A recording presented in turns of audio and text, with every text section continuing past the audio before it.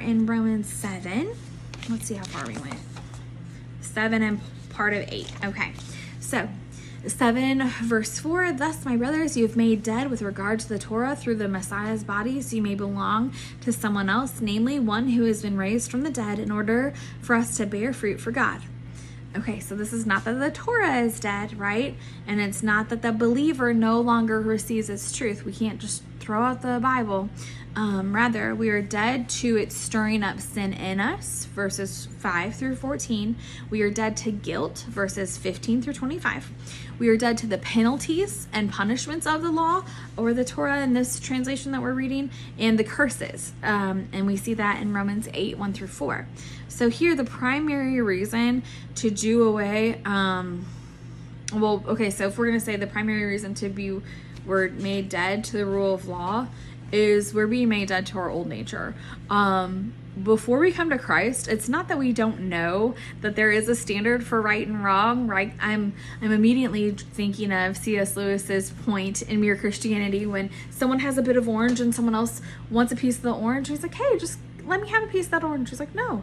And he's like, well, yes, give me a piece of your orange. I would give you a piece of mine. That's that law. We already have this law at work within us. And so it's not that before Christ, we have no idea what the standard is. We do. We all know what the standard is. All sorts of different religions teach the same standard. So now, does that mean they're all the same all the way across in their doctrine, their beliefs, and the God that they worship even? No, of course not.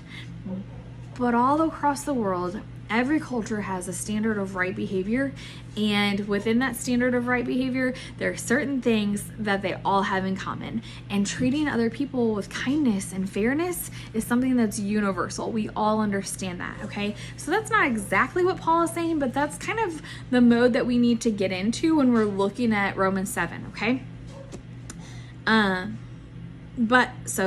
Romans 7 verse 6, but now we've been released from this aspect of the Torah because we have died to that which had us in its clutches, so that we are serving the new way provided by the Spirit, not the old way of outwardly following the letter of the law. Okay, we know that we can't follow the law perfectly. We know if we can't follow the law perfectly, then we deserve hell and sin, or we deserve hell and death. Okay, death and hell, that's usually the way that happens.